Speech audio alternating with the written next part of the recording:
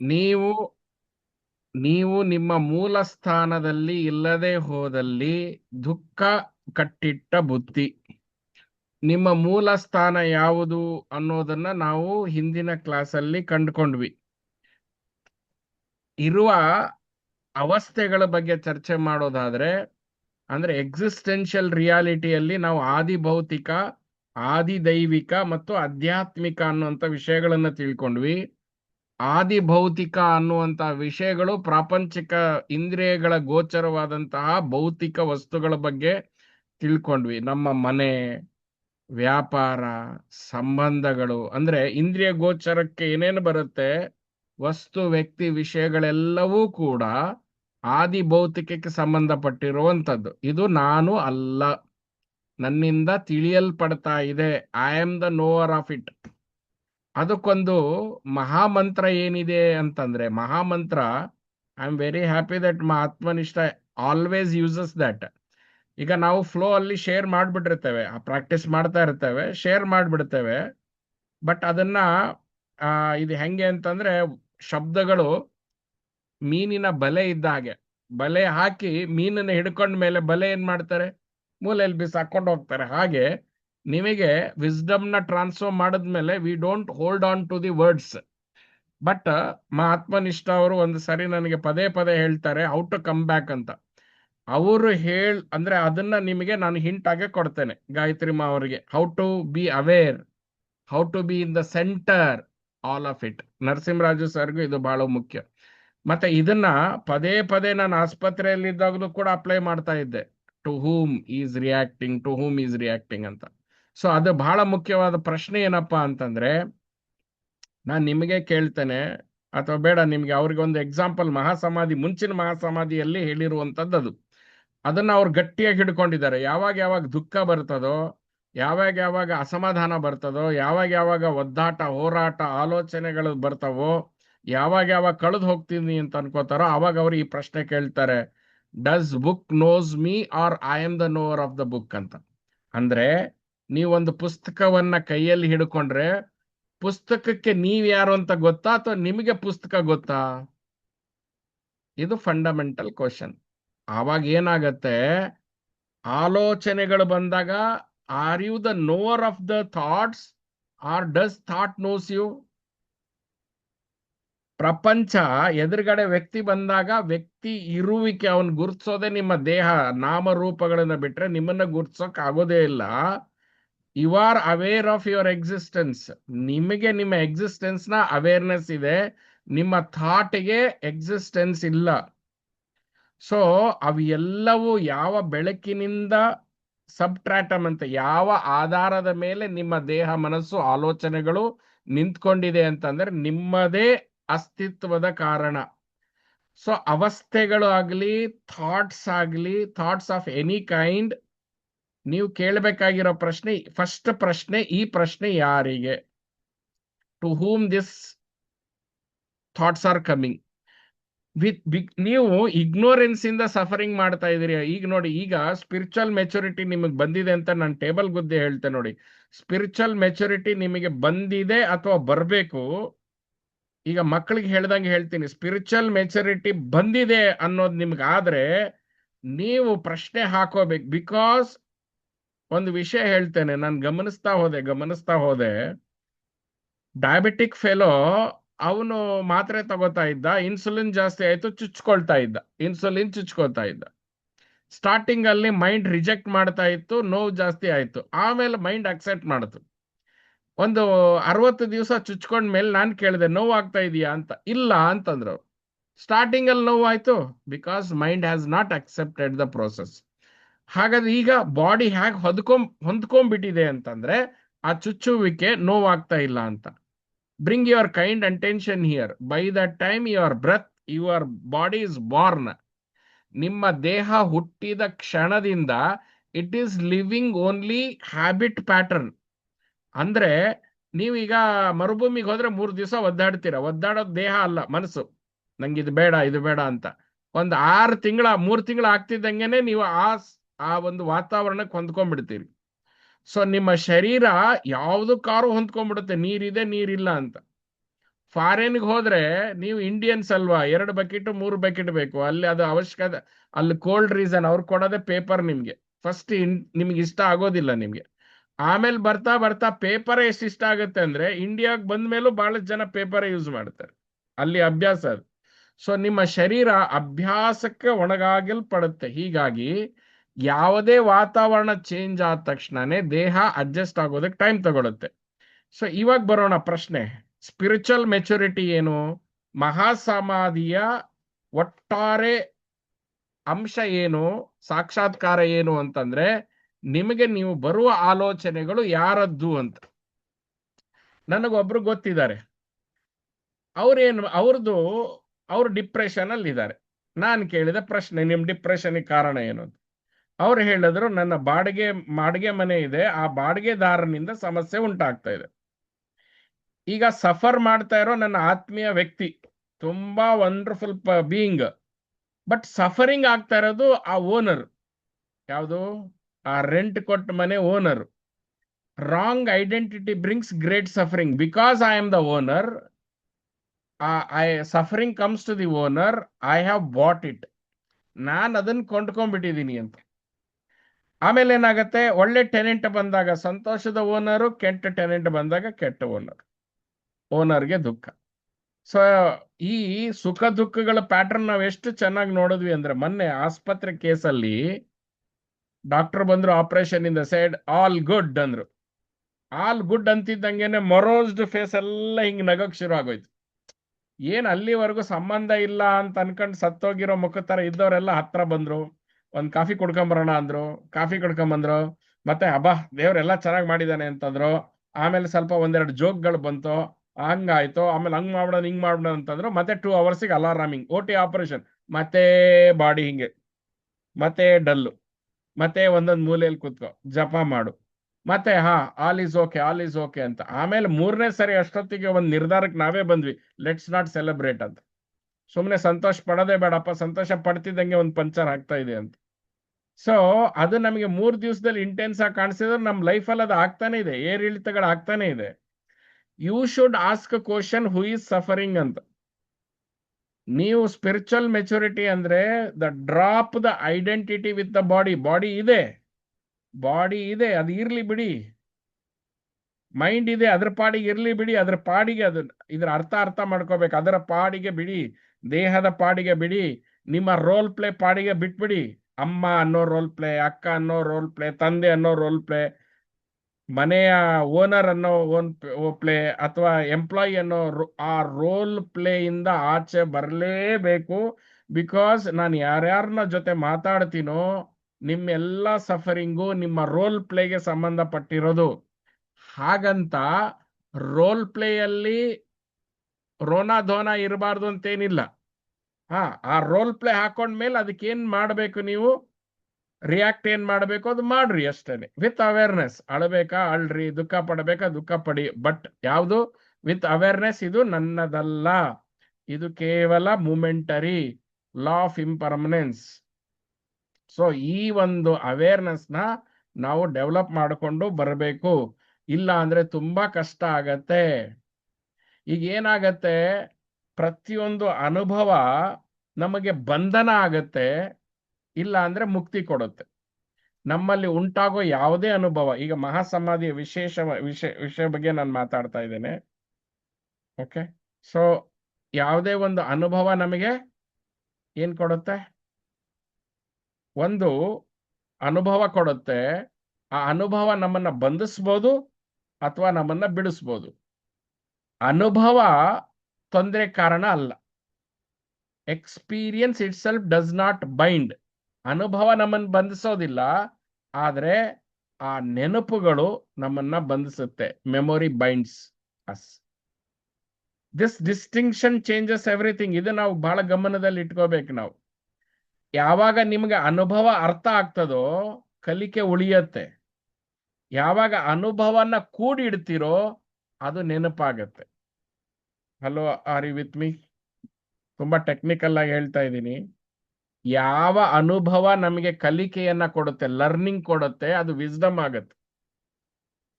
ಯಾವ ಅನುಭವ ನಿಮ್ಗೆ ಅರ್ಥ ಆಗ್ತದೆ, ಯಾಕಂದ್ರೆ ನೀವು ಸುಮ್ಮನೆ ಗಮನಿಸಿ, ನಿಮಗೆ ಪದೇ ಪದೇ ಪದೇ ಪದೇ ಅದೇ ಅನುಭವಗಳಾಗ್ತಾ ಇದೆ.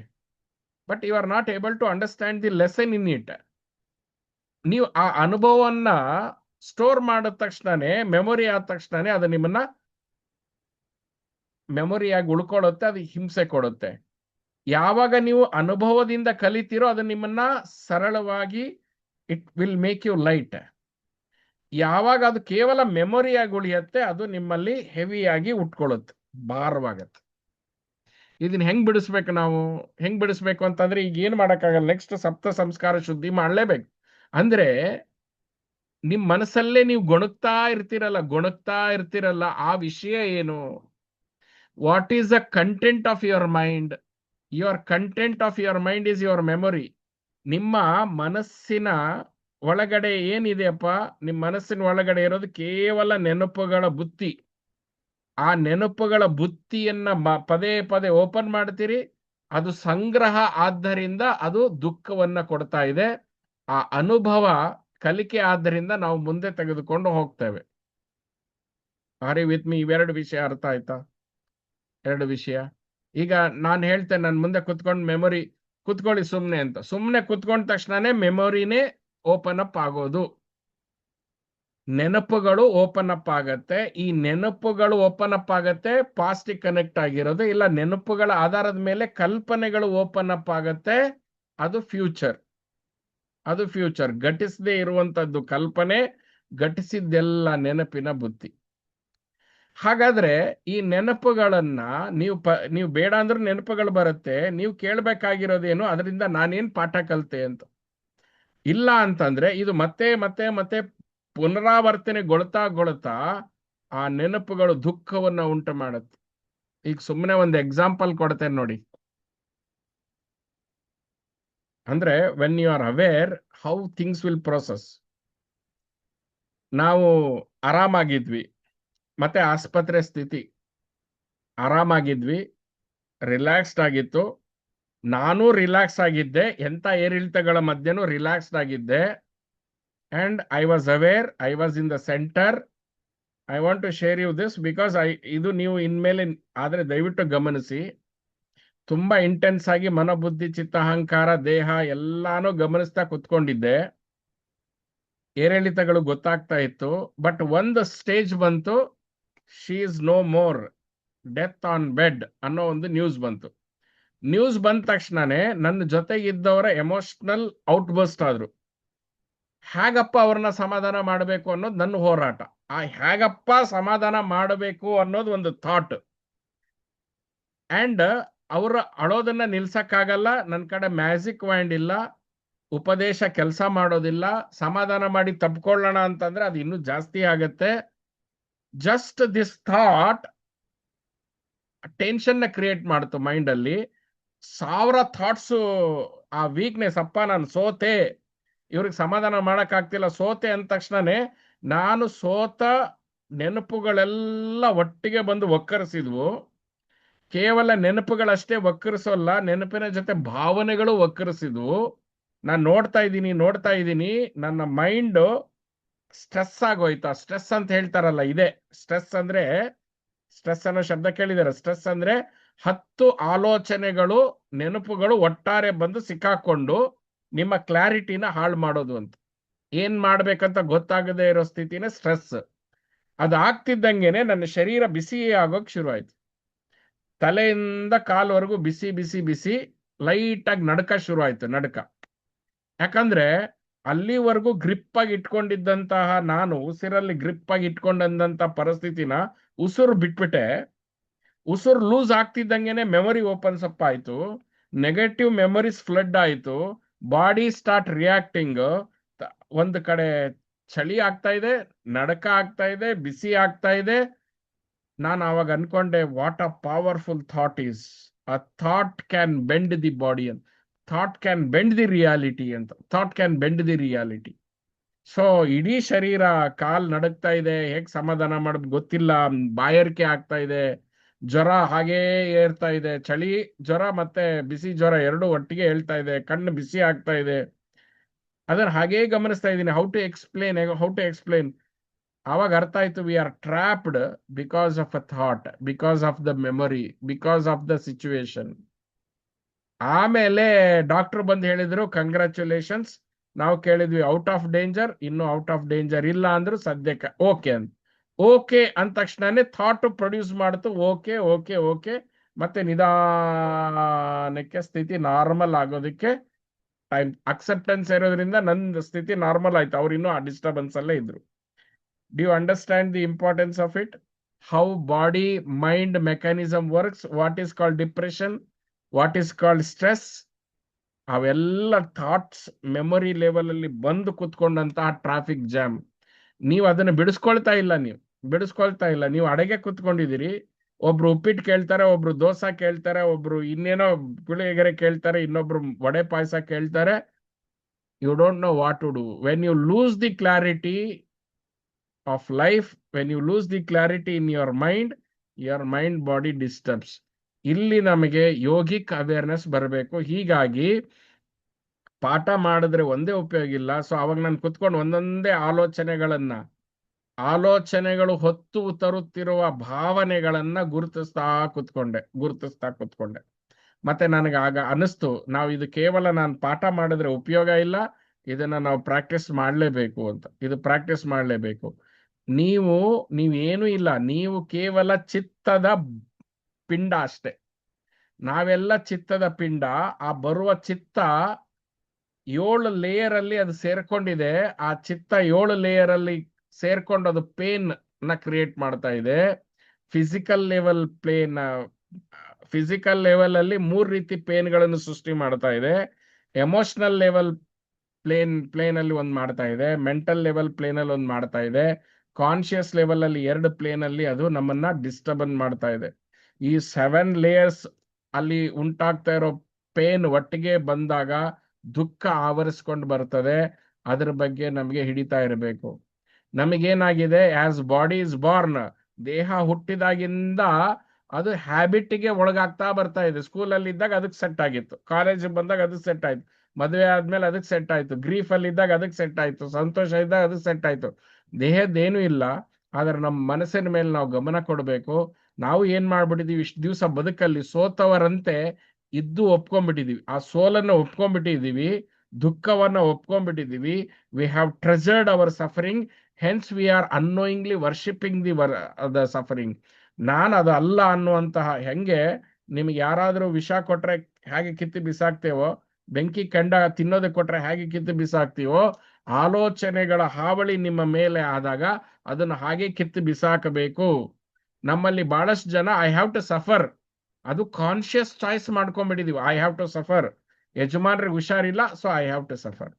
ಯಜಮಾನ್ರಿಗೆ ಹುಷಾರಿಲ್ಲ ಅನ್ನೋದು ನಿಮ್ಮ ತಪ್ಪೇನಿಲ್ಲ, ನೀವು ಮಾಡಬೇಕಾಗಿರೋದು ಆರೈಕೆ ಅಷ್ಟೇ, ನಿಮ್ಮ ಡ್ಯೂಟಿ. ಅದಕ್ಕೆ ಭಗವಂತ ಎಷ್ಟು ಚೆನ್ನಾಗಿ ಹೇಳಿದಾನಂದ್ರೆ, ನಿಮ್ಗೆ ಗೊತ್ತಿರೋದು ಡ್ಯೂಟಿ. ಸಮಾಜಕ್ಕೆ ಬೇಕಾಗಿರೋದು ಡ್ಯೂಟಿ, ಕರ್ತವ್ಯ.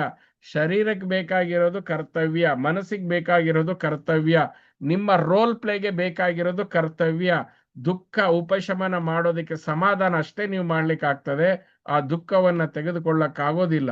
ಇದನ್ನ ತಿಳಿದು ಅರಿವಿನಿಂದ ನಿಮ್ಮ ಸುತ್ತವನ್ನ ನಡ್ಕೊಂಡು ಹೋಗ್ಬೇಕು. ನಿಮ್ಮ ಸುತ್ತವನ್ನ ನೀವು ಮ್ಯಾನೇಜ್ ಮಾಡಬೇಕಾದ್ರೆ ಫಸ್ಟ್ ನಿಮ್ಮ ಒಳಗಡೆ ನೀವು ಮ್ಯಾನೇಜ್ಮೆಂಟ್ ಮಾಡಲೇಬೇಕು. ನಿಮ್ಮ ಒಳಗಡೆ you have to handle your thoughts.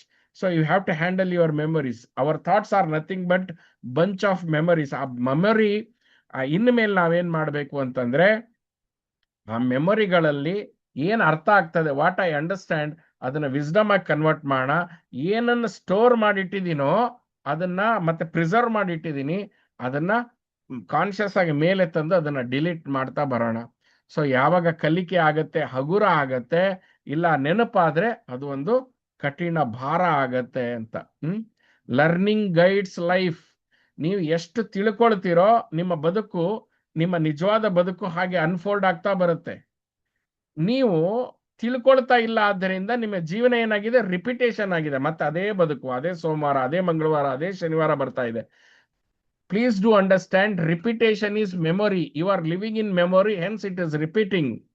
If you are living in realization, ಸಾಕ್ಷಾತ್ಕಾರದಲ್ಲಿದ್ರೆ ನಿಮ್ಮ ಜೀವನದ ಹೊಸ ಅಧ್ಯಾಯಗಳು ಅದು ಓಪನ್ ಅಪ್ ಆಗ್ತಾ ಹೋಗುತ್ತೆ.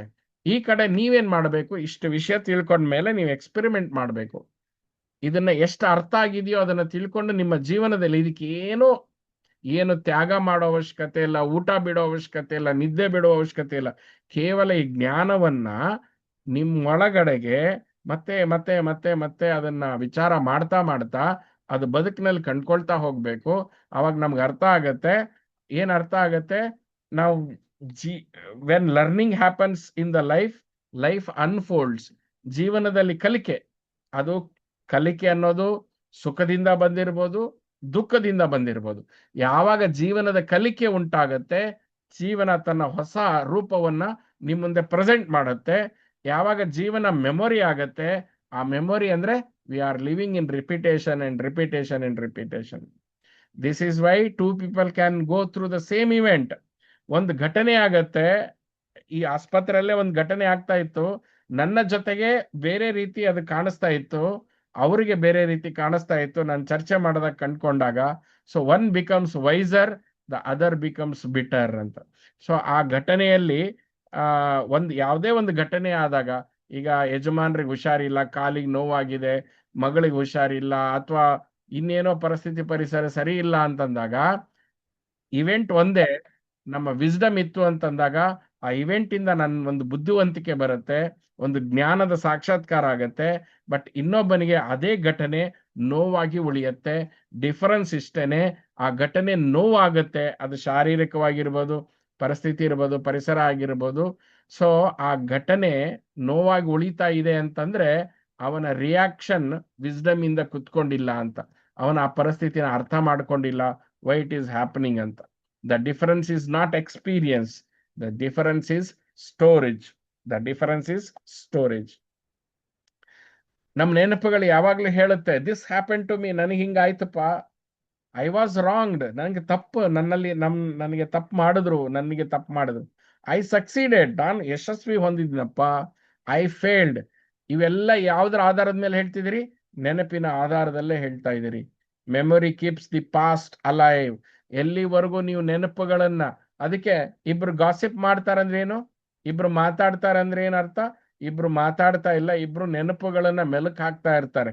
ಈ ನೆನಪುಗಳನ್ನ ಮೆಲುಕು ಹಾಕುವ ಕೆಟ್ಟ ಚಟದಿಂದ ನಾವು ಆಚೆ ಬರಬೇಕು ಅಂತ. ಸೊ ಎಲ್ಲಾ ನೆನಪುಗಳನ್ನ ನಾವು ಚಿತ್ತಶುದ್ಧಿ ಮಾಡಿಕೊಳ್ಳೇಬೇಕು. Memory keeps the past alive. ಅದಕ್ಕೆ ಮಹಾಸಮಾಧಿಯಲ್ಲಿ ಮೊದಲನೇ ರೂಲ್ ಮಾಡಿದ್ವಿ, do not talk your past ಅಂತ.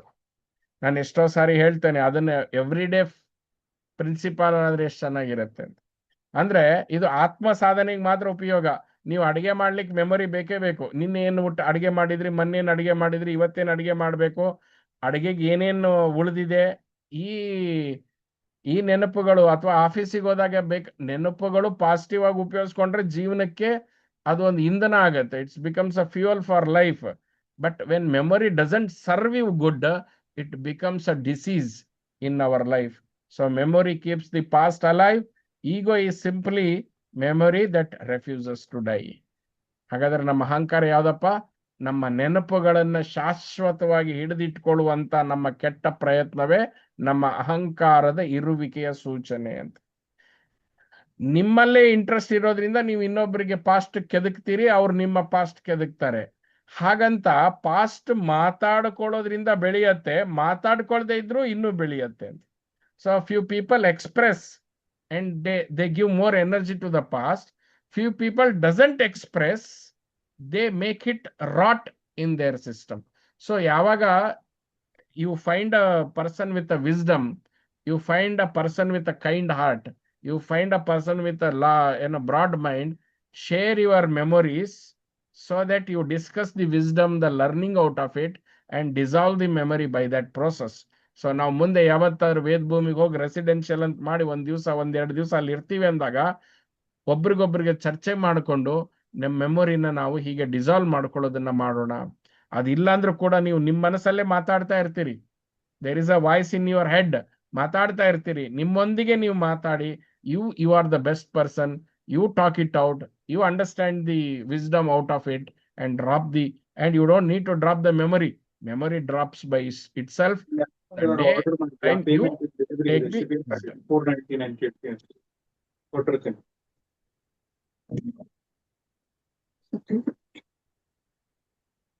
ಓಕೆ, ನಾನು ಫಾಸ್ಟ್ ಆಗಿ ಸರಿ. ಹೋಗ್ತಾ ಇದ್ದೀನ, ಮೆಕ್ಯಾನಿಕಲ್ ಆಗಿ ಹೋಗ್ತಾ ಇದ್ದೀನ? Are you with me? ಗೊತ್ತಿರೋದೇ ಮತ್ತೆ ಮತ್ತೆ ಪುನರಾವರ್ತನೆ ಗೊತ್ತಿರೋದು ಪುನರಾವರ್ತನೆ ಮಾಡ್ತಾ ಇದ್ದೀನಿ ನಿಜ, ಆದ್ರೂ ಯಾರಲ್ಲಿನೂ ಕೂಡ ನಿಮ್ಮ ನೆನಪುಗಳನ್ನ ವಿಸ್ಡಮ್ ನಮ್ ಜೊತೆ ಶೇರ್ ಮಾಡ್ತಾ ಇಲ್ವಲ್ಲ. ಮೆಮೊರೀಸ್. ಗುರುಗಳೇ, ನೀವ್ ಹೇಳ್ತಾ ಇರೋವಾಗ ನಾನು ನನ್ನ ನೋಟ್ಸ್ ಎಲ್ಲ ಬರ್ಕೊಂಡಿರೋದ್ ನೋಡ್ತಿದ್ದೆ. ಇದೆಲ್ಲವನ್ನು ತುಂಬಾ ಸ್ಪಷ್ಟವಾಗಿ ಹೇಳ್ಕೊಟ್ಟಿದ್ದೀರಾ ಹಿಂದೆ. ಅದನ್ನ ನಾವು ಪ್ರಾಕ್ಟೀಸು ಮಾಡಿದೀವಿ. ನನಗೆ ಇತ್ತೀಚಿನ ನಂದು ಒಂದು ಅನುಭವ, I do not know where any further guidance you can give, I will be very obliged ಅಷ್ಟೇ ಗುರುಗಳೇ. ಫರ್ದರ್ ಈಗ ಒಂದು ಗೈಡೆನ್ಸ್ ಇಸ್ ನಾವ್ ಇದನ್ನ ಪ್ರಾಕ್ಟೀಸ್ ಮಾಡಿದೀವಿ ಅಂದ್ರೆ you have put it in the memory ಅಂತ. ಲೈಕ್ ಒಂದು 3-4 months ಹಿಂದಾಗಿತ್ತು ಹೇಳ್ತಿದ್ದೀನಿ ನಾನು. ಯೂಶಲಿ ಈಗ ನೀವು ಹೇಳಿದ್ರಲ್ಲ, ನೀವು ಕಣ್ ಮುಚ್ಕೊಂಡು ಕೂತ್ಕೊಳ್ಳಿ ಸೈಲೆನ್ಸ್ ಅಲ್ಲಿ, ಬಟ್ ಮೆಮೊರೀಸ್ ವಿಲ್ ಕಮ್ ಅಂತ. ನನ್ಗೆ ಆತರ ಏನಾಗಲ್ಲ. ನೀವು ಈಗ ಹೇಳಿದ ತಕ್ಷಣ ನಾನು ಕಣ್ ಮುಚ್ಕೊಂಡ್ರೆ ಐ ಜಸ್ಟ್ ಗೆಟ್ ಒಂಥರ no thoughts and no words zone ಕೊಟ್ಟೋಗತ್ತೆ. ಅದು ಸುಲಭವಾಗಿ ನನಗೆ ಮಾಡ್ಕೊಳಕ್ಕಾಗತ್ತೆ. ಓಕೆ, ಈಗ ಯಾವಾಗ್ಲೂ ನಾನು ಏನೋ ಕೆಲಸ ಮಾಡ್ತಿದ್ರು, ಅದ್ ತಕ್ಷಣ ಕೂತ್ಕೊಂಡು ಒಂದು ನಿಮಿಷ 2 ನಿಮಿಷದಲ್ಲಿ ಎಲ್ಲದಕ್ಕೂ ಡಿಟ್ಯಾಚ್ ಆಗ್ಬಿಟ್ಟು ಬೇರೆ ಸ್ಥಿತಿಲಿ ಹೋಗೋದು ಅಭ್ಯಾಸ ಆಗ್ತಾ ಇರತ್ತೆ ಅವಾಗ್ಲೂ ಪ್ರಾಕ್ಟೀಸ್ ಮಾಡ್ತಿರೋದ್ರಿಂದ. ಅದೇ ಈಗ ನನಗೆ ಒಂದ್ 3 months ಮುಂಚೆ ಒಂದು ಇದಾಯ್ತು. ಇದಕ್ಕಿದಾಗೆ ನನಗೆ ಇನ್ಕಮ್ ಟ್ಯಾಕ್ಸ್ ನೋಟಿಸ್ ಬಂತು. ನಿಮ್ಗೆ ಯಾವ್ದೋ ಫರ್ದರ್ ಏನು ಇದಕ್ಕೆ ಕೊಟ್ಟಿಲ್ಲ, ನೀವು ತಕ್ಷಣ ಕೊಡಿ ಅಂತ. ನಂದು ಇನ್ಕಮ್ ಟ್ಯಾಕ್ಸ್ ಕವರೇಜ್ ಬರೋಷ್ಟು ಯೂಶಲ್ ಆಗಿ ನೋಡ್ಕೊಂಡು ಮಾಡ್ಕೋತೀನಿ ನಾನು. ಅದು ಆಮೇಲೆ ಸ್ವಲ್ಪ ವಿಚಾರಿಸಿದ್ರೆ ನಮ್ಮ ಒಬ್ಬ ಮಾರತ್ಹಳ್ಳಿಲಿ ಮನೆ ಇದೆ, ಅದು ನಂದು ಡಿಫೆನ್ಸ್ ಅಲ್ಲಿ ಇದ್ದಾಗ ಡಿಫೆನ್ಸ್ ಕಾಲೋನಿ ಅಲರ್ಟ್ ಆಗಿದ್ದದು. Body disturbance is directly connected with our psychology, the mind. ನಮ್ಗಾಗೋ ಶಾಕ್ಗಳು, ನಾವು ಮಾಡುವ ರಿಯಾಕ್ಷನ್ಗಳು, it's a clear cycle. Please understand this clear cycle. It's a clear cycle. Attachment, ಮೋಹ. ಅಟ್ಯಾಚ್ಮೆಂಟ್, ಮೋಹ. ಅಟ್ಯಾಚ್ಮೆಂಟ್ ಅಲ್ಲಿ ಹೆಚ್ಚು ಕಡಿಮೆ ಆದಾಗ ಆಂಗರ್. ಆಂಗರ್ ಯಾವಾಗ ಆ anger is a protection. Anger ಒಳಗಡೆ ಯಾಕೆ ಆಂಗರ್ ಬಂತು ಅಂತಂದ್ರೆ ಫಿಯರ್. ಫಸ್ಟ್ ಮೋಹ ಎಲ್ಲಿ ಈಗ ಮುಂದೆ 2 ವರ್ಷ ಆದ್ಮೇಲೆ ಈ ವಿಡಿಯೋ ನೀವು ನೋಡಿ, 2 ವರ್ಷ ಆದ್ಮೇಲೆ ನಾನು ಪ್ರವಚನ ಕೊಡೋದಿಲ್ಲ. ಇಮ್ಮಿಡಿಯೇಟ್ ಆಗಿ ಆ ಇಂಜೆಕ್ಷನ್ ಅಲ್ಲಿ ಟಚ್ ಮಾಡ್ತೀನಿ ಅಷ್ಟೇ, ಕತ್ರೆ ತಗೊಂಡು ಹೊಡೆದಾಕ್ತೀನಿ. ಎಲ್ಲೆಲ್ಲಿ ಅಟ್ಯಾಚ್ಮೆಂಟ್ ಇದೆಯೋ ಅಲ್ಲಲ್ಲಿ ಫಿಯರ್ ಇದೆ. ಎಲ್ಲೆಲ್ಲಿ ಫಿಯರ್ ಇದೆಯೋ ಅಲ್ಲಲ್ಲಿ ಆಂಗರ್ ಇದೆ. ಎಲ್ಲೆಲ್ಲಿ ಆಂಗರ್ ಇದೆಯೋ ಅಲ್ಲಲ್ಲಿ ಡಿಸ್ಟರ್ಬೆನ್ಸ್ ಇದೆ. ಎಲ್ಲೆಲ್ಲಿ ಡಿಸ್ಟರ್ಬೆನ್ಸ್ ಇದೆಯೋ ಅಲ್ಲಿ ಅನ್ಕ್ಲಾರಿಟಿ, ಅಸ್ಪಷ್ಟತೆ ಇದೆ. ಎಲ್ಲೆಲ್ಲಿ ಅಸ್ಪಷ್ಟತೆ ಇದೆಯೋ ಮೆಂಟಲ್ ಇಂಬ್ಯಾಲೆನ್ಸ್ ಇದೆ. ಯಾವಾಗ ಮೆಂಟಲ್ ಇಂಬ್ಯಾಲೆನ್ಸ್ ಆಗುತ್ತೋ ದೇಹ ನೋವಿಗೆ, ದುಃಖಕ್ಕೆ ಒಳಗಾಗತ್ತೆ. Because this body is held by the mind. ಈ ದೇಹವನ್ನ ಸಂಪೂರ್ಣವಾಗಿ ಆವರಿಸಿರೋದು ಮನಸ್ಸು. ಮನಸ್ಸಲ್ಲಿ ಗೊಂದಲ ಉಂಟಾದಾಗ ದೇಹದಲ್ಲಿ ತೊಂದರೆಗಳು ಉಂಟಾಗತ್ತೆ. ಮನಸ್ಸಿನಲ್ಲಿ ಗೊಂದಲ ಯಾವಾಗ ಆಗತ್ತೆ? ಮನಸ್ಸು ತನ್ನ ಸ್ಪಷ್ಟತೆಯನ್ನ ಕಳ್ಕೊಂಡಿರತ್ತೆ. ಮನಸ್ಸು ತನ್ನ ಸ್ಪಷ್ಟತೆಯನ್ನು ಯಾಕೆ ಕಳ್ಕೊಂಡಿದೆ ಅಂತಂದ್ರೆ ಅದರಲ್ಲಿ ಕೋಪ ಇದೆ. ಮನಸ್ಸಿಗೆ ಕೋಪ ಯಾಕೆ ಉಂಟಾಯಿತು ಅಂತಂದ್ರೆ ಅದಕ್ಕೆ ಭಯ ಇದೆ. ಭಯ ಯಾಕೆ ಉಂಟಾಯಿತು ಅಂತಂದ್ರೆ ಅದಕ್ಕೆ ಮೋಹ, ಅಟ್ಯಾಚ್ಮೆಂಟ್ ಇದೆ. ಅಟ್ಯಾಚ್ಮೆಂಟ್ ಯಾಕೆ ಉಂಟಾಯಿತು ಅಂದ್ರೆ ಅದಕ್ಕೆ ಅಜ್ಞಾನ, ಆ ವಿಷಯದಲ್ಲಿ ಅಜ್ಞಾನ ಇದೆ. ಈ ಸೈಕಲ್ನ ನೀವು ಬ್ರೇಕ್ ಮಾಡಲೇಬೇಕು. ನಿಧಾನವಾಗಿ ಹೇಳೋದಾ? ನೀವು ಹೇಳಿದ್ ನನಗೆ ಅರ್ಥ ಆಯ್ತು ಗುರುಗಳೇ. ಈಗ ನನಗೆ ನೀವು ಶರೀರ ಹೇಳಿ ನೋವು ಕೊಡುತ್ತೆ. ಸಮಯದಲ್ಲಿ ನನಗೆ ಹ್ಮ್ ಆ ಕೋಪ ಆಗ್ಲಿ, ನಿರಾಸೆ, ಯಾಕಂದ್ರೆ ಈ ಲೌಕಿಕವಾದ ಯಾವ್ದು ನನಗೆ ಸಂಬಂಧಿಸಿದಲ್ಲ ಅಂತ ಮಾಡ್ಬೇಕು ನೋಡ್ತಿರ್ತೀನಿ ಅಷ್ಟೇ ಹೊರತು ಅದು ಎಷ್ಟು ಬಂತ ಬರ್ಲಿಲ್ವಾ, ಜಾಸ್ತಿನ ಕಡಿಮೆ, it makes no difference to me. ಇನ್ನು ಅದು ಯಾವ್ದಾದ್ರು ಒಂದು ಒಳ್ಳೆ ಕೆಲ್ಸಕ್ಕಾರೆ ಸಂತೋಷ ಆಗತ್ತೆ. ಇಲ್ವಾ, ಅಲ್ಲಿ ಇರತ್ತೆ, ಮಕ್ಳು ತಗೋತಾರ, ತಗೊಳ್ಳಿ, ಯಾರು ತಗೊಳ್ಳಿ, ಐ ಡೋಂಟ್ ಬಾದರ್. ಈವನ್ ಗೌರ್ಮೆಂಟ್ಗೆ ಕೊಡ್ಬೇಕಾದ್ರೆ ನಂಗೆ ಬೇಜಾರಾಗಲ್ಲ. ನಮ್ ದೇಶಕ್ಕೆ ಕೊಡ್ತಾ ಇದ್ದೀನಿ, ನಮ್ ದುಡ್ಡು ಅವ್ರು ಕೊಟ್ಟಿದ್ದು ದುಡ್ಡು ಅವೇ ಕೊಟ್ಟು ಅಂತ ಅನ್ಕೊಂಡು ಸುಮ್ಮನೆ ಆಗ್ತೀನಿ. ಆದ್ರೆ ಈ ಪ್ರೋಸೆಸ್ ಅಲ್ಲಿ ಸ್ವಲ್ಪ ಮನೇಲೂ ಅಹಿತವಾದ್ದು ನೋಡ್ಕೊಳಲ್ಲ, ನೀನು ಮಾಡಲ್ಲ, ಎಲ್ಲವನ್ನು ಬಿಟ್ಬಿಟ್ಟು ಕೂತ್ಕೋತೀಯ ಅನ್ನೋದು. ಬೇರೆ ಏನೋ ಕೆಲವು ಬಂದಾಗ ಮನಸ್ಸು ನನಗೆ ಸ್ವಲ್ಪ ಕೋಪ ಬಂತು ಅಥವಾ ಒಂದು ನಾನು ತಳಮಳ ಅಂತಾನೆ ಹೇಳಲ್ಲ, ತುಂಬಾ ಒಂದು ವಾಟ್ ಐ ಶುಡ್ ಸೇ, ಸ್ವಲ್ಪ ಡಿಪ್ರೆಸ್ಡ್ ಆಟಿಟ್ಯೂಡ್. ಇದೆಲ್ಲ ಬೇಕಾಗಿತ್ತ, ನಾನು ಯಾತಕ್ಕೆ ಇದ್ರಲ್ಲಿ ಸಿಕ್ಕಾಕೊಂಡೆ ಅನ್ನೋ ಒಂದು ಆಟಿಟ್ಯೂಡ್ ಬಂತು ಅವಾಗ ನಂಗೆ. ಬೇಡದೇ ಇರೋದ್ರಲ್ಲಿ I am getting involve, why it is ಅಂತ ತುಂಬಾ ಸತಿ ಅನ್ಸೋದು. ನನಗೆ ಭಾವನೆಗಳಲ್ಲಿ ಅಷ್ಟೇ ಬರ್ತಾ ಇದ್ದಿದ್ದು. ಬಟ್ ಮಾಡೋದೆಲ್ಲ ಪೇಪರ್ ಸ್ಟಡಿ ಮಾಡ್ಕೊಡಿ, ಎಲ್ಲವನ್ನು ಸೈನ್ ಮಾಡಿ ಅದನ್ನೆಲ್ಲ ಮಾಡ್ತಿದ್ದೆ.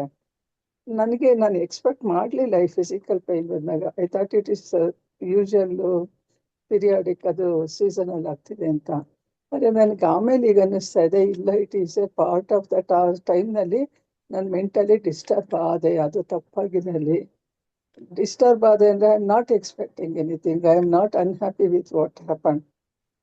ಅವಾಗಲೂ ಕೂಡ ಕೂತ್ಕೊಂಡ್ರೆ ಮನಸ್ಸು ನನಗೆ ಒಂದೇ ಒಂದು ಸಮಸ್ಥಿತಿಗೆ ಬರಕ್ ಸಾಧ್ಯ ಇದ್ರೂ ಕೂಡ, why I got into that disturbance, ಆ ಒಂದು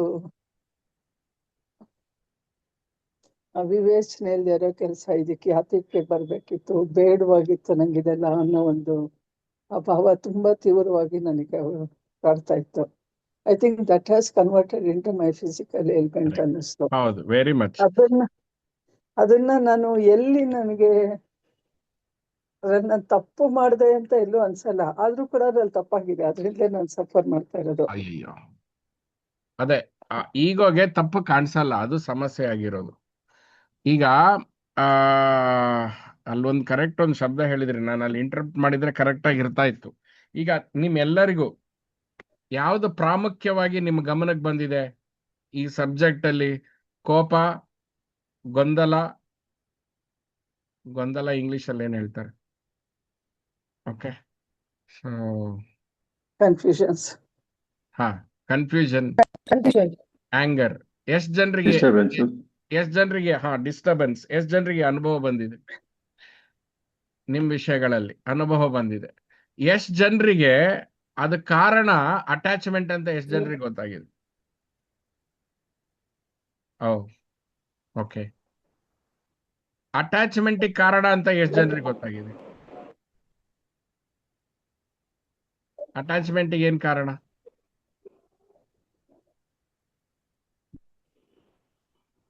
ಅಹಂಕಾರ, ನನ್ನ ಈಗೋ ಅಥವಾ ಐಡೆಂಟಿಟಿ. ಈಗೋ ಬಂದ್ರೆ ನಂದು ನಾನು. ಹಾ, ನಂದು ನಾನು, ಅದು ಹಣೆ ಬರ, ಅದು ರೋಗ, ಅದು ಪರಮ ರೋಗ. ಅದು ಇರ್ಲಿ.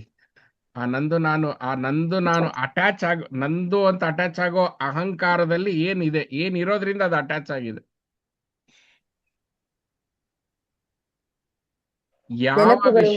ಯಾವ ವಿಷಯದಲ್ಲಿ ನಿಮಗೆ ದುಃಖ ಉಂಟಾಗಿದೆಯೋ ಆ ವಿಷಯದಲ್ಲಿ ನಿಮಗೆ ಅಟ್ಯಾಚ್ಮೆಂಟ್ ಉಂಟಾಗಿದೆ. ಅಟ್ಯಾಚ್ಮೆಂಟ್, ಮೋಹ. ಅಟ್ಯಾಚ್ಮೆಂಟ್ ಹಿಂದೆ ಇರೋದು ಮೋಹ. ಮೋಹ ಅಂದ್ರೆ ಇಗ್ನೊರೆನ್ಸ್. ಮೋಹ ಅಂದ್ರೆ ಈ ಕನ್ನಡ ಮೋಹ, ಮೋಹಿನಿ ಮೋಹ ಅಲ್ಲ. ಸಂಸ್ಕೃತ್ ಶಬ್ದ ಮೋಹ ಅಂತಂದ್ರೆ ಅಜ್ಞಾನ. ಸೊ ಈಗ ಎಲ್ಲಿವರೆಗೂ ನೀವು ಅಜ್ಞಾನದ ಬೇಸಲ್ಲಿ, ಈಗ ಇವರು ಕರೆಕ್ಟ್ ಮಧ್ಯ ಕಟ್ ಮಾಡ್ಬೇಕು ಅನ್ಕೊಂಡು, ಇದೆಲ್ಲ ನಂಗೆ ಆಗ್ಬಾರ್ದು ಅಂತ ನೀವು ಅದೇ ಹೇಳೋದು. ನಿಮ್ಮ ಡೀಪ್ ಸೈಕಾಲಜಿಯಲ್ಲಿ ಇದೆ ನಂಗೆ ಆಗ್ಬಾರ್ದು ಅನ್ನೋದು. This should not happen to me ಅಂತ. ನಂಗೆ ಆಸ್ಪತ್ರೆಗೆ ಹೋಗೋದು ಬೇಡ, ನನಗೆ ಫೈನಾನ್ಷಿಯಲ್ ಲಾಸ್ ಆಗೋದು ಬೇಡ, ನನಗೆ ನಮ್ಮ ಮನೆಯವರು ಯಾರು ಕೊಂಕೋದು ಬೇಡ. I don't want this, I don't want this is called ದ್ವೇಷ. ಕನ್ನಡ ದ್ವೇಷ ಅಲ್ಲ, ಕನ್ನಡ ಶಬ್ದ ಬಳಸಲೇಬೇಡಿ ಇಲ್ಲಿ. ದ್ವೇಷ ಅಂದ್ರೆ ನನಗಿದು ಬೇಡ ಅಂತ. ರಾಗ ಅಂತಂದ್ರೆ ನನಗಿದು ಬೇಕು ಅಂತ. ರಾಗ ಅಂದ್ರೆ ನನಗಿದು ಬೇಕು, ದ್ವೇಷ ಅಂದ್ರೆ ನನಗಿದು ಬೇಡ. ಸೂಕ್ಷ್ಮವಾಗಿ ಗಮನಿಸಿದ್ರೆ ನೀವು ಕರ್ಮ ಎಲ್ಲಿ ಸೃಷ್ಟಿ ಮಾಡ್ತಾ ಇದ್ದೀರಿ ಅಂದ್ರೆ, ನನಗಿದು ಬೇಡ, ನನಗಿದು ಬೇಕು ಅನ್ನೋ ಹೋರಾಟದಲ್ಲಿ. ನನಗಿದು ಬೇಡ, ನನಗಿದು ಬೇಕು, ಅದರ ಮೂಲ ಏನು ಅಂತಂದ್ರೆ ಅಜ್ಞಾನ. ನಿಮಗೆ ಯಾವುದು ಬೇಕು ಅಂತ ತಗೊಂಡ್ರಲ್ಲ, ಅದರಿಂದನೂ ನಿಮ್ಗೆ ದುಃಖ ಉಂಟಾಗಿದೆ. ಯಾವುದು ಬೇಕು ಅಂತ ತಗೊಂಡಿದ್ದೀರೋ, ರಾಗ ರಾಗ ರಾಗ ರಾಗ. ಕಾರ್ ತಗೊಂಡ್ರೆ EMI ಕಟ್ಟಬೇಕು, ಕಾರ್ ತಗೊಂಡ್ರೆ ಆಕ್ಸಿಡೆಂಟ್ ಆಯ್ತು, ಕಾರ್ ತಗೊಂಡ್ರೆ ರಿಪೇರಿಗೆ ಬಂತು, ಆಯ್ತಾ? ಸೊ ನೀವು ಸ್ಪಿರಿಚುವಲ್ ಮೆಚುರಿಟಿ ಅಂತಂದ್ರೆ ಯಾವ ವಿಷಯಕ್ಕೆ ಅಟ್ಯಾಚ್ ಆಗಿ, ಈಗ ಏನಂದ್ರೆ ಕಾಮನ್ ಸೆನ್ಸ್ ಮತ್ತೆ ಸ್ಪಿರಿಚುಯಾಲಿಟಿ ಎರಡು ಯೂಸ್ ಮಾಡಬೇಕು. ಈಗ ನಾನು ಸುಮ್ಮನೆ ನಂದು ವಿಷಯ ಹೇಳ್ತೀನಿ ನೋಡಿ. ಯಾವ ಕ್ಷಣದಲ್ಲಿ ನನ್ನ ಮಗಳ ಮೇಲೆ ನನಗೆ ಅಟ್ಯಾಚ್ಮೆಂಟ್ ಬರುತ್ತೋ ಆ ಕ್ಷಣದಿಂದ ಐ ವಿಲ್ ಜಡ್ಜ್ ಹರ್. ನಾನು ಕರೆದಾಗ ಅವಳು ಬರ್ಲೇಬೇಕು, ನಾನು ಕಳೆದಾಗ ಅವಳು ನಗ್ಲೇಬೇಕು, ನಾನು ಕರೆದಾಗ ಅವಳು ನಾನು ತಪ್ಕೋಬೇಕು. ಅವು ಯಾವುದೂ ಅವಳು ಮಾಡ್ಲಿಲ್ಲ ಅಂತಂದ್ರೆ ನನಗೆ ಕೋಪ ಬರ್ತದೆ. ಅದ್ರ ಹಿಂದೆ ಮೂಲ ಈಗ ಅಟ್ಯಾಚ್ಮೆಂಟ್ ಇಲ್ಲ, ಅವ್ರು ಬಂದ್ರೆ ಓಕೆ, ಬರ್ಲಿಲ್ಲ ಅಂದ್ರೂ ಓಕೆ, ನಥಿಂಗ್ ವಿಲ್ ಲೂಸ್. ನನ್ನ ಹೆಂಡತಿ ಮೇಲೆ 1% ಅಟ್ಯಾಚ್ಮೆಂಟ್ ಇಲ್ಲ ಫ್ರಾಮ್ ದ ಬಿಗಿನಿಂಗ್, ಯಾಕಂದ್ರೆ ಅವೇರ್ನೆಸ್ ಅಲ್ಲೇ ಮದುವೆ ಆಗಿರೋದು. ನಂಗೆ ಯಾರ ಬಗ್ಗೆನೂ ಅಟ್ಯಾಚ್ಮೆಂಟ್ ಇಲ್ಲ, ಹಾಗಂತ ನಾನು ಡಿಟ್ಯಾಚ್ಡ್ ಆಗಿ ಸಂಬಂಧ ಇಲ್ಲ ಅನ್ನೋ ತರ ಇದ್ದೀನಾ? ಇಲ್ಲ. ಅಟ್ಯಾಚ್ಮೆಂಟ್ ಜ್ಞಾನ ಮುಖೇನ ನಾವು ಆ ವಿರಕ್ತಿಯಲ್ಲಿ ಇರಬೇಕು, ಜ್ಞಾನದ ಆಧಾರದ ಮೇಲೆ ವಿರಕ್ತಿಯಲ್ಲಿ ಇರಬೇಕು, ಸಮಾಜದ ಆಧಾರದ ಮೇಲೆ ನಾವು ಒಂದಾಗಿರ್ಬೇಕು. ಇದು ನಿಮ್ಮ ಇನ್ನರ್ ಸೈನ್ಸ್. ಮೊದಲನೇ ತಪ್ಪು, ನನಗಿದು ಆಗಬಾರ್ದು, ಜೀವನದಲ್ಲಿ ಅದು ಆಗೋದಿಲ್ಲ. ಬುದ್ಧ ಅದೇ ಬಡ್ಕೊಳ್ತಾನೆ, ಸಿದ್ಧರು ಅದೇ ಬಡ್ಕೋತಾರಪ್ಪ. ನಿಮ್ಗೆ ಯಾರು ಹೇಳ್ಕೊಟ್ಟಾರ? ನೀವು ಅನ್ಕೊಂಡಂಗೆ ಜೀವನ ನಡೀತಾ ಇಲ್ಲ. ನೀವು ಅನ್ಕೊಂಡಂಗೆ 1% ಜೀವನ ನಡೀತಾ ಇಲ್ಲ. ಗ್ರಾಸ್ ಲೆವೆಲ್ ಅಲ್ಲಿ ನೀವು ಅನ್ಕೊಂಡಿದ್ದೀರಿ ನೀವು ಅನ್ಕೊಂಡಂಗೆ ಆಗ್ತಾ ಇದೆ ಅಂತ, ಅದು ಭ್ರಮೆ. ಅದು ನೀವು ಅನ್ಕೊಂಡಂಗೆ 1% ಆಗ್ತಾ ಇಲ್ಲ. ಬಟ್ ನಿಮ್ಮ ಅಂದ್ಕೊಳ್ಳೋದನ್ನ ಪರಿಸ್ಥಿತಿ ಚೇಂಜ್ ಮಾಡ್ಕೊಳ್ತಾ ಇರೋದ್ರಿಂದ ನೀವು ಅನ್ಕೋತಾ ಇದ್ದೀರಿ ನಾನು ಅನ್ಕೊಂಡಂಗೆ ಆಗ್ತಾ ಇದೆ ಅಂತ. How many of you are with me?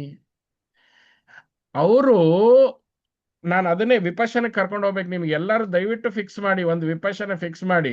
ಮದ್ದೂರಲ್ಲಿ ಇವರು ಸ್ವಪ್ನ ಮಾಡೋದೊಂದು ಆಶ್ರಮ ಇದೆ, ಎಲ್ಲರೂ ಮಾಡೋಣ. ಇಲ್ಲ ವೇದಭೂಮಿಯಲ್ಲಾದ್ರೆ ಒಂದು 10-15 ಜನರಿಗೆ ಅನುಕೂಲವಾಗಿರೋ ಜಾಗ ಯಾವ್ದಿದೆ ಅದು ಮಾಡೋಣ. ಇನ್ ಜಪ್ಪದ ಕಟ್ಟೆ ದುಡ್ಡು ಕೊಟ್ಟು ಬೇಡ. ಬಟ್ ಆ 7-8 ದಿವಸ ನೀವು ವಿಪಶ್ಯನಕ್ಕೆ ರಜಾ ಹಾಕಿ ಬರ್ತೀರಲ್ಲ, ತುಂಬಾ ಬಹಳ ಇಂಪಾರ್ಟೆಂಟ್. ಈಗ ವಿಚಾರ ತಿಳ್ಕೊಳ್ಳಿ. ನಿಮಗೆ ಫಸ್ಟು ನಾವು ಪ್ರಕೃತಿಯ ನಿಯಮದಲ್ಲಿ ಬದುಕ್ತಾ ಇದ್ದೀವಿ. ಹೀಗಾಗಿ ಫಸ್ಟ್ ನಾನು ಅನ್ಕೊಂಡಂಗೆ ನಡಿಬೇಕು ಅನ್ನೋದು, ನಾನು ಅನ್ಕೊಂಡಂಗೆ ನಡೆದ್ರೆ ಅದು ದೇವರ ಕೃಪೆ ಅಷ್ಟೇನೆ. ನಿಮ್ದು ಏನೂ ಅಲ್ಲಿ ಇಲ್ಲ, ನಾವು ಅನ್ಕೊಂಡಿದೀವಿ ಹಾಗೆ. ಅದನ್ನ ನಾನು ಎಳೆಯಾಗಿ ಹೆಂಗ್ ಬಿಟ್ಕೊಡೋದು? ಎನಿವೆ, ನಿಮ್ಗೆ ಎಲ್ಲಿ ದುಃಖ ಆಗಿತ್ತೆ ಆ ದುಃಖದ ಪಾಯಿಂಟ್ ಅಟ್ಯಾಚ್ಮೆಂಟ್. ಬಹಳ ಸಿಂಪಲ್. ಯಾವ ವಿಷಯಕ್ಕೆ ದುಃಖ ಆಗಿದೆಯೋ, ದೇಹದ ವಿಷಯದಲ್ಲಿ ದುಃಖ ಆದ್ರೆ ದೇಹದ ಮೇಲಿನ ಅಟ್ಯಾಚ್ಮೆಂಟ್ ಇರ್ಲಿ ಬಿಡಿ. ನನಗೂ ತುಂಬಾ ಹೊಟ್ಟೆ ನೋವು ಬರುತ್ತೆ, ನನಗೂ ಕೆಳ ಹೊಟ್ಟೆ ನೋವು ಬರುತ್ತೆ, ನನಗೂ ತಲೆನೋವು ಬರುತ್ತೆ. ಅದು ಸುಮ್ಮನೆ ಆ ಅದ್ವೈತ ಲೀಲೆಯಲ್ಲಿ ನೋಡ್ತಾ ಇರ್ತೀನಿ ಅಷ್ಟೇ. ಆಹಾ ಎಷ್ಟು ಚೆನ್ನಾಗಿದೆ ಪೇನ್ ಇದು. ಮೊನ್ನೆ ಕಾಲಿಗೆ ಟ್ಯಾಟು ಹಾಕ್ಸ್ಕೋಬೇಕಾದಾಗ ಪೇನ್ ಆಗ್ತಾ ಇತ್ತು. ಅವಾಗ ಇದೇ ಅದ್ವೈತ. ನೀವು ಮಾಡಿ ಅಂತ ಹೇಳ್ತಾ ಇಲ್ಲ, ಆಹಾ ಪೇನ್ ಎಷ್ಟು ಚೆನ್ನಾಗಿದೆ, ನಾನೇ ಪೇನ್ ಆಗಿದ್ರೆ ಎಷ್ಟು ಚೆನ್ನಾಗಿರ್ತಾ ಇತ್ತು. ಇನ್ನ ನಿಮಗೆ ಗೋಲ್ಡನ್ ಸ್ಟೇಟ್ಮೆಂಟ್ ಹೇಳ್ತೀನಿ, ನಿಮ್ದು ಏನಾದ್ರು ಸಫರಿಂಗ್ ಇದ್ರೆ ಅಟ್ಯಾಚ್ಮೆಂಟ್. ಈಗ ನಮ್ಗೆ ಸ್ವಪ್ನಮ್ಮ ಅವ್ರ ಯಜಮಾನ್ರು ಬಂದಿದ್ರು, ಸ್ವಪ್ನ ಪ್ರದೀಪ್ ಅವರಲ್ವಾ, ಅವ್ರಿಗೆ ಪಿಕ್ಚರ್ ಕಾಣಿಸ್ತಾ ಇರ್ಲಿಲ್ಲ. ಯಾವಾಗ ಅವ್ರ ಸಮಸ್ಯೆನ ಚರ್ಚೆ ಮಾಡಿದ್ರು, ಥರ್ಡ್ ಪರ್ಸನ್ ಆಗಿ ನಾವು ನೋಡಿದ್ರಿಂದ ಅಟ್ಯಾಚ್ಮೆಂಟ್ ಇರ್ಲಿಲ್ಲ ನನಗೆ. ಅವ್ರಿಗೆ ಅಟ್ಯಾಚ್ಮೆಂಟ್ ಇತ್ತು ಲ್ಯಾಂಡ್ ವಿಷಯದಲ್ಲಿ, ನನಗಿರ್ಲಿಲ್ಲ. ಸೊ ನಮಗೆ ಕ್ಲಾರಿಟಿ ಕಾಣಿಸ್ತಾ ಇತ್ತು, ನೋಡಿ ಹೀಗೀಗ್ ಮಾಡಿದ್ರೆ ಹೀಗೀಗ ಆಗತ್ತೆ ಅಂತ. ಅಂಡ್ ಮಿರಾಕಲಸ್ ಆಗಿ ಅವರು ಆ ಕ್ಲಾರಿಟಿನ ತಗೊಂಡು ವರ್ಕ್ ಮಾಡಿದ್ರು, ಅದು ತನ್ನಷ್ಟಕ್ಕೆ ತಾನೇ ಗಂಟು ಬಿಡಿಸ್ಕೊಂಡು ಬಂತು. ನೀವು ಅರ್ಥ ಆಗ್ತಾ ಇದೆಯಾ? You should give a break.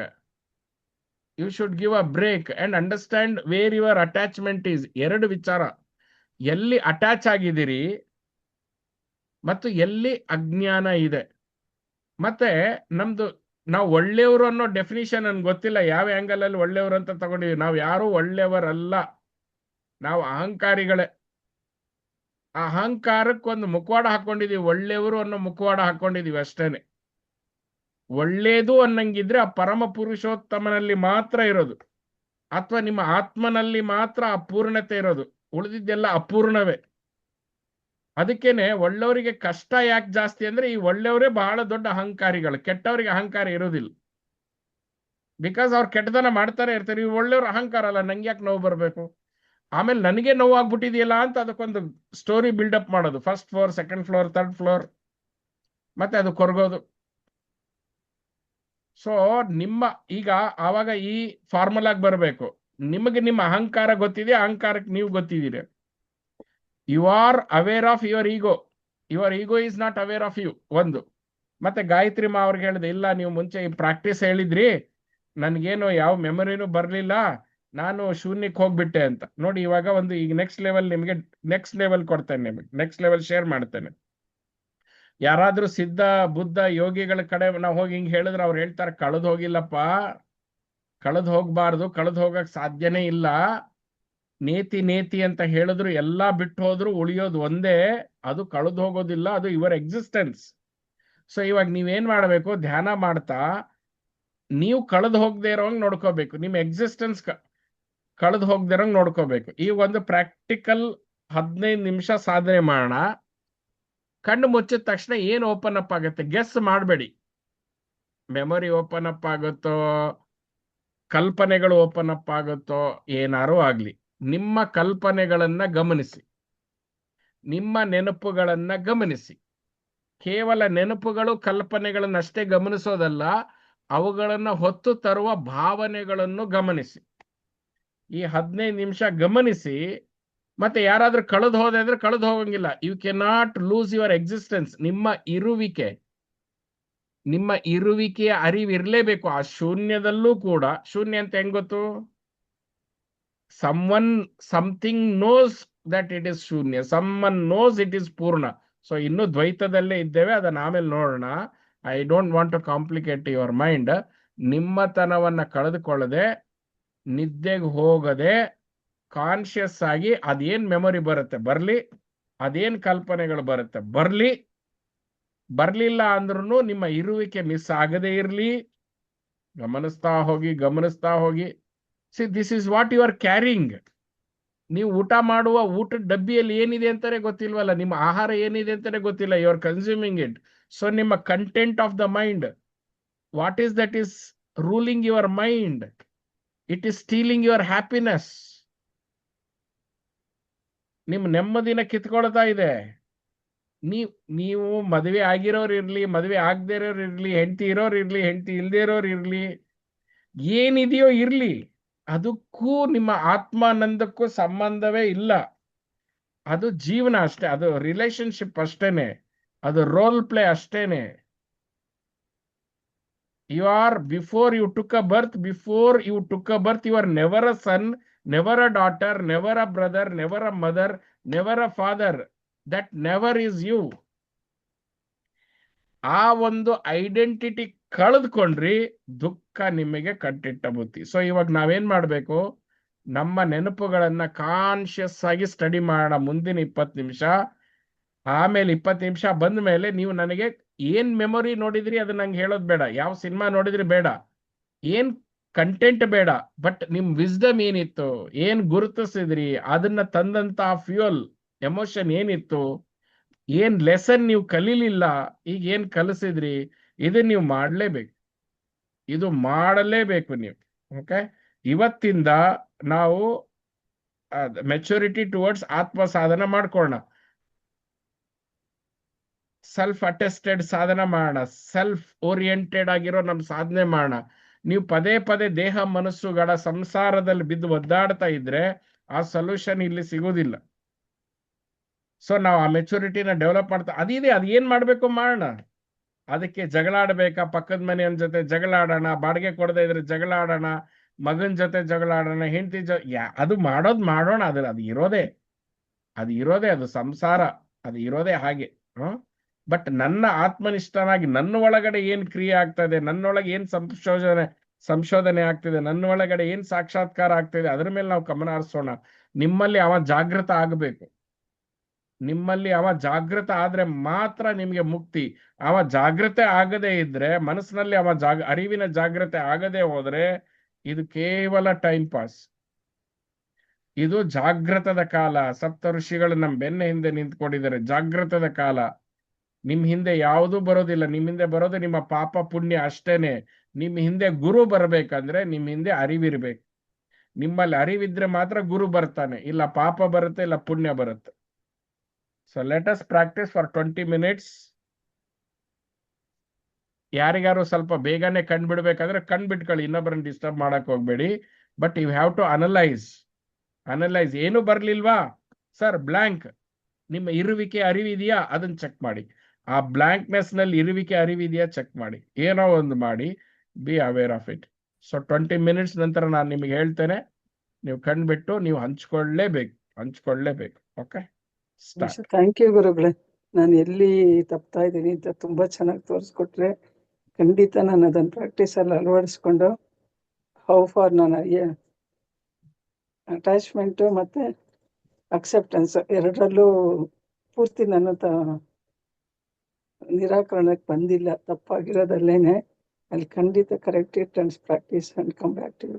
S yes thank you ನಂದು ಸೋ ಒಂದೇ ಮಚ್. ರಿಕ್ವೆಸ್ಟ್, ಗುರುಗಳೇ ಖಡ್ಗ ಮಾಲ ಹಾಕೊಂಡ್ ಬನ್ನಿ ಅಂತ ಹೇಳಿ ಖಡ್ಗ ಹಿಡ್ಕೊಂಡು ಅಲ್ಲೇ ಕಡ್ದಾಕ್ಬಿಡೋದು ಅಷ್ಟೇ. ಇನ್ನ ನಿಮ್ಗೆ ಪ್ಯಾಂಪರಿಂಗ್ ಮಾಡಿ ಸಮಾಧಾನ ಮಾಡಿ ಮತ್ತೆಲ್ಲಿ ಬಿಟ್ಟೋಗ್ಬಿಡ್ತಾರೋ ಫೀಸ್ ಕೊಡಲ್ಲೋ ಆ ಭಯನೇ ಇಲ್ಲ ನನಗೆ. So you tell me directly, I will hit to the point and you are all such a good people, you will come out of it. Practice ಮಾಡೋಣ ಕಣ್ಮುಚ್ಚಿ.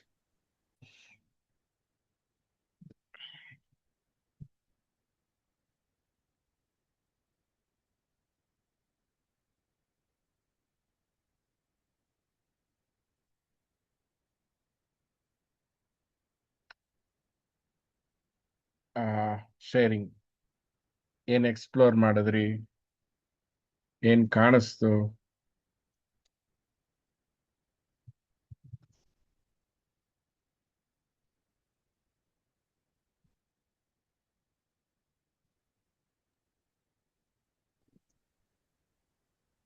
ಹೇಳಿ. ನಮಸ್ತೆ ಗುರುಗಳೇ.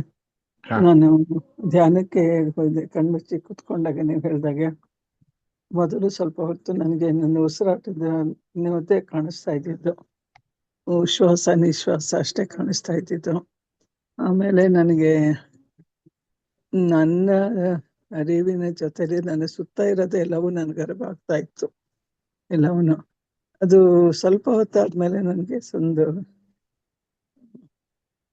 ಅದು ಎಲ್ಲಿದ್ದೆ ಏನು ಅಂತ ನನಗೆ ಗೊತ್ತಾಗ್ತಾ ಇಲ್ಲ. ಆದ್ರೆ ನಾನು ನಿಂತಿದ್ದ ಜಾಗದಲ್ಲಿ ನಾನು ನಿಂತಿದ್ದೀನಿ ಸ್ಥಿರವಾಗೇನೆ. ಸುತ್ತಲೂ ತುಂಬಾ ನೀರು ಹರಿತಾ ಇರೋ ನೀರು ಆ ಕಡೆ ಈ ಕಡೆ. ಅದರಲ್ಲಿ ಎಲ್ಲವೂ ಹೀಗೆ in front of me just coming and going ಅವೇ. ಎರಡು ಹಂಸಗಳತ್ತ ಕಾಣಿಸ್ತು, ಮತ್ತೆ ಬೇರೆ ಏನೋ ಗೊತ್ತಿರೋ ವಸ್ತುಗಳು ಗೊತ್ತಿಲ್ಲ ಎಲ್ಲವೂ ನನ್ಗೆ ಅದು ಯಾವುದೇ ಸಂಬಂಧ ಇದೆ ಅನ್ನಿಸ್ತಿರ್ಲಿಲ್ಲ. ನಾನು ತಟಸ್ಥವಾಗಿ ನಿಂತ್ಕೊಂಡಿರ್ತಿದ್ದೆ, ಬಟ್ ಎಲ್ಲವೂ ನನ್ನ ಮುಂದೆನೆ ಹರ್ಕೊಂಡು ಹೋಗಿ ದೇ ಇಷ್ಟ come from that end and just pass on and go away. I was part of it, I was not part of it, ಆ ಥರ ಒಂದು ಭಾವ ಇತ್ತು ನನಗೆ. ಅದು ಸ್ವಲ್ಪ ಹೊತ್ತಿತ್ತು. ಆಮೇಲೆ I just got immersed and ಮುಂದಕ್ಕೆ ನನಗೇನು ಗೊತ್ತಾಗ್ಲಿಲ್ಲ ಬರೋದು. ಈಗ ಥಾಟ್ಸ್ ವೈಸ್ ಏನೇನ್ ಕಾಣಿಸ್ತು? Emotions, memory hidden emotions. ಇಲ್ಲ, ನನಗೆ ಥಾಟ್ಸ್ ಎಲ್ಲ ಫಸ್ಟ್ ಬರಲಿಲ್ಲ ಯಾವಾಗ್ಲೂ. ನನಗೆ ನನ್ನ ಬರೀ ಉಸಿರಾಟದ ಮೇಲೆ ಕಾನ್ಸಂಟ್ರೇಟ್ ಮಾಡಿದೆ. ಮತ್ತೆ ನನ್ನ ಸುತ್ತ ಇರೋದೆಲ್ಲ ನನ್ಗೆ ಅರಿವಾಗ್ತಾ ಇತ್ತು. ಯಾರು ಬಂದ್ರು ಮಾತಾಡಿದ್ರು ಏನೇನಿದೆ ಎಲ್ಲ ಅವನು I was conscious of that. ಅದು ಆ ಕಾನ್ಶಿಯಸ್ನೆಸ್ ಇದ್ದಿದ್ದೆ ನನಗೆ ಸಡನ್ ಆಗಿ I went into state where it was just water everywhere, flowing water ತರ ಆಗಿರೋದು. ಅಲ್ಲಿ ನಿಂತ್ಕೊಡಲೇ ನಾನು ನಿಂತ್ಕೊಂಡಿದ್ದೀನಿ. ಎಲ್ಲಿತ್ತು ಏದ್ರ ಮೇಲೆ ಅಂತ ಗೊತ್ತಿಲ್ಲ ನನಗೆ. ಬಟ್ ತುಂಬಾ ವಸ್ತುಗಳು, ಎಲ್ಲವೂ ಪ್ರಾಣಿಗಳು, ವಸ್ತುಗಳು, ಜೀವಗಳು ಎಲ್ಲವನ್ನೂ ಹಿಂಗೆ ತೇಲ್ಕೊಂಡು ಮುಂದೆ ಕೊಟ್ಟೋಗ್ತಾ ಇದ್ವು. ನಾನು ಅಲ್ಲೇ ನಿಂತ್ಕೊಂಡು ನೋಡ್ತಾ ಇದ್ದೆ. ಅದು I was part of it ಅಂತಾನು ಅನ್ಸೋದು, I am not part of that ಅಂತಾನು ಅನ್ಸೋದು. ಅಷ್ಟು ಬಿಟ್ಟು ನನಗೆ ಬೇರೆ ಇನ್ಯಾವುದೋ ನೆನಪುಗಳು ಅಂತ ಅಥವಾ ಹರಿದು ಹೋಗ್ತಾ ಇದ್ದಿದ್ರಲ್ಲಿ ನನ್ನ ನೆನಪುಗಳು ಮುಚ್ಚಿಟ್ಟುಕೊಂಡಿದ್ನ ಏನೋ ನನಗೆ ಗೊತ್ತಿಲ್ಲ. ಅದೇ 2 ಹಂಸಗಳು ಹೋಗಿ ಚೆನ್ನಾಗಿ ಗೊತ್ತಾಯ್ತು. ಹೂವಿನ ಗಿಡಗಳು ತೇಲ್ಕೊಂಡು ಹೋಗೋದು, ಅಲ್ಲ ಯಾರೋ ಕೆಲವು ವ್ಯಕ್ತಿಗಳು ಹಂಗೆ ತೇಲ್ಕೊಂಡು ಹೋದಾಗೆ ಅನ್ನಿಸ್ತಾ ಇತ್ತು. ಅದನ್ನ ಗುರುತಿಸೋ ಅಷ್ಟೊಂದು ನನಗೆ ಅವಾಗ ಭಾವ ಯಾವುದು ಬರ್ಲಿಲ್ಲ. Okay, no problem. ಸರಿ, ಆಯ್ತು. ಸ್ವಪ್ನಮ್ಮ, ಆಮೇಲೆ ಪ್ರವೀಣ್ ಜಿ, ಆಮೇಲೆ ಸುನೀತಮ್ಮ ಅವರು. ನಮಸ್ತೆ ಗುರುಗಳೇ. ಹ್ಮ್. ಬೆಳಗ್ಗೆ 4:30 ಇವಲ್ಲಿವರೆಗೂ ನಾನ್ ಸ್ಟಾಪ್ ಓಡಾಟ ನಡೀತಾನೆ ಇದೆ ಗುರುಗಳೇ.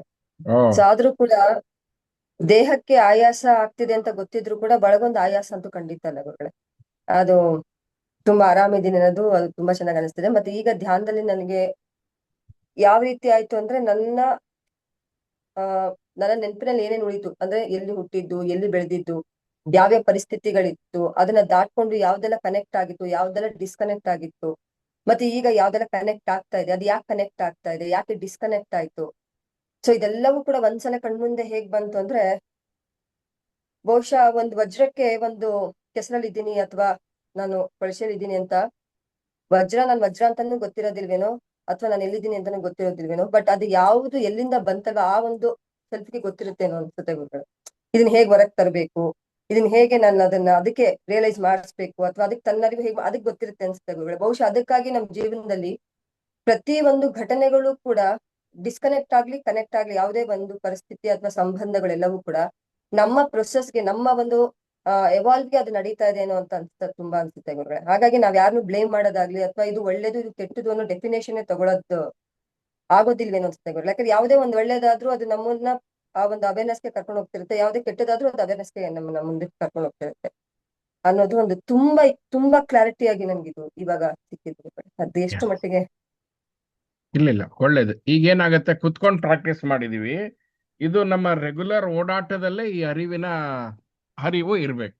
ಓಡಾಟದಲ್ಲಿನೇ ಫಾರ್ಮ್ ಆಗ್ತಾನೆ ಇರುತ್ತೆ, ಬ್ಯಾಕ್ ಗ್ರೌಂಡ್ ಅಲ್ಲಿ ಮೆಮೊರಿನೇ ರನ್ ಆಗ್ತಾ ಇರೋದು. ನಿಮ್ಮ ಎಲ್ಲಾ ನಿರ್ಧಾರಗಳಿಂದ ನಿಮ್ಮ ಮೆಮೊರಿಗಳನ್ನೇ ಡಿಸೈಡ್ ಮಾಡ್ತಾ ಇರೋದು. ಸೊ ಆ ಎವ್ರಿ ಮೆಮೊರಿ ಅದನ್ನ ಲೆಸನ್ ಆಗಿ ಕನ್ವರ್ಟ್ ಮಾಡ್ಕೊಂಡು ವಿಸ್ಡಮ್ ಆಗಿ ಕನ್ವರ್ಟ್ ಮಾಡ್ಕೊಂಡು ನಾವು ತೆಗೆದುಕೊಂಡು ಹೋಗೋಣ. Yes Praveen sir. ನಮಸ್ಕಾರ ಗುರುಗಳೇ. ಕೇಳಿಸ್ತಾ ಇದ್ದಲ್ವಾ? ಹಾ ಕೇಳಿಸ್ತಾ ಇದೆ.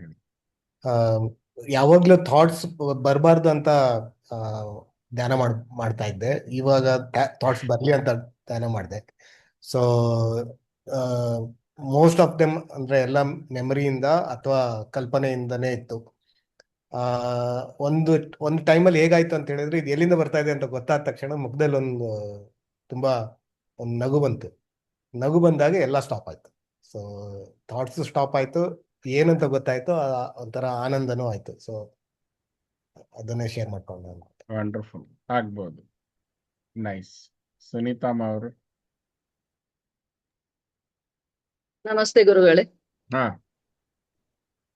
ಅದೇ ನಂಗೆ ಫಸ್ಟ್ ಥಾಟ್ ಈಗ ಡಿಸ್ಕಸ್ ಮಾಡಿದ ವಿಷಯ, ನಾವು ಒಳ್ಳೆಯವರು ಅಂದ್ಕೊಳ್ಳುದು, ಒಳ್ಳೆತನ ಅದು ಕೂಡ ಅಹಂಕಾರವೇ ಅಂತೇಳಿ ವಿಷಯ ಬಂದಿತ್ತಲ್ಲ ಗುರು. ಅದಕ್ಕೆ ಸಂಬಂಧಿಸಿ ಥಾಟ್ಗಳು ಬಂತು. ನಾನೆಲ್ಲಿ ಆ ತರ ಎಲ್ಲ ತಿಳ್ಕೊಳ್ತಾ ಇದ್ದೇನೆ ಅಂತ ಹೇಳ್ಕೊಂಡು, ಒಳ್ಳೆಯವಳು ಅಥವಾ ನನ್ನ ಜೊತೆಗಿರೋರು ಒಳ್ಳೆಯವರು ಆ ತರ ಅಂದ್ರೆ ನನ್ನದು ಇರ್ಬೋದು, ಅವರದ್ದು ಇರ್ಬೋದು, ಕ್ರಿಯೆಗಳು, ನಾವು ಆಡುವ ಮಾತುಗಳು, ಇದೆಲ್ಲ ದೇಹಕ್ಕೆ ಸಂಬಂಧಪಟ್ಟ ವಿಷಯ ನೋಡ್ಕೊಂಡೆ ನಾನು ದೈಹಿಕವಾಗಿ ಒಳ್ಳೆತನವನ್ನು ಅಳಿತಾ ಇದ್ದೇನೆ ಅಂತೇಳಿ ಅದೊಂದು ಥಾಟ್ ಬಂತು. ಆಮೇಲೆ ಹಾಗಲ್ಲದ್ರೆ ಹೇಗೆ ಅಂತ ನಾನು ಈಗ ಆತ್ಮಕ್ಕೆ ಸಂಬಂಧಿಸಿದಾದ್ರೆ ಯಾವ ತರ ಇರ್ಬೋದು ಅಂತ ಥಾಟ್ ಬಂತು. ಅದಾದ್ಮೇಲೆ ಅದು ನನಗೆ ಒಂದು ಏನರ್ಥ ಆಯ್ತು ಅಂದ್ರೆ ಕರ್ಮ, ಧರ್ಮ, ಸತ್ಯ ಇದೆಲ್ಲ ಇಂಪಾರ್ಟೆಂಟ್ ಆಗ್ತದೇನೋ, ಅದನ್ನೇ ಗಮನಿಸ್ಬೇಕು ಒಳ್ಳೆತನ ಅಂದ್ರೆ, ಹೀಗೆ ಥಾಟ್ ಬರ್ಲಿಕ್ಕೆ ಶುರು ಆಯ್ತು. ಆಮೇಲೆ ನೆಕ್ಸ್ಟ್ ಬಂತು ಈಗ ನಾನು ನನ್ನ ಆತ್ಮ, ನನ್ನ ದೇಹ, ನನ್ನ ಮನಸ್ಸು ಹೀಗೆ ಯೋಚಿಸ್ತಾ ಇದ್ದೇನೆ, ಯಾವುದಲ್ಲ ಇದು. ನಂಗೆ ಯಾವಾಗ್ಲೂ ಇದೊಂದು ಈಗ ಪ್ರಾಕ್ಟೀಸ್ ಅದೇ ಮಾಡ್ತಾ ಇರೋದು ಧ್ಯಾನದಲ್ಲಿ. ಮತ್ತೆ ಅದೇ ಇವತ್ತು ಯಾವುದು ನಾನಲ್ಲ. ಹಾಗಾದ್ರೆ ಈಗ ಇದೆಷ್ಟೆಲ್ಲ ಬಂದದ್ದು ಯಾರಿಗೆ, ನಾನು ಎಲ್ಲಿದ್ದೇನೆ ಅಂತ.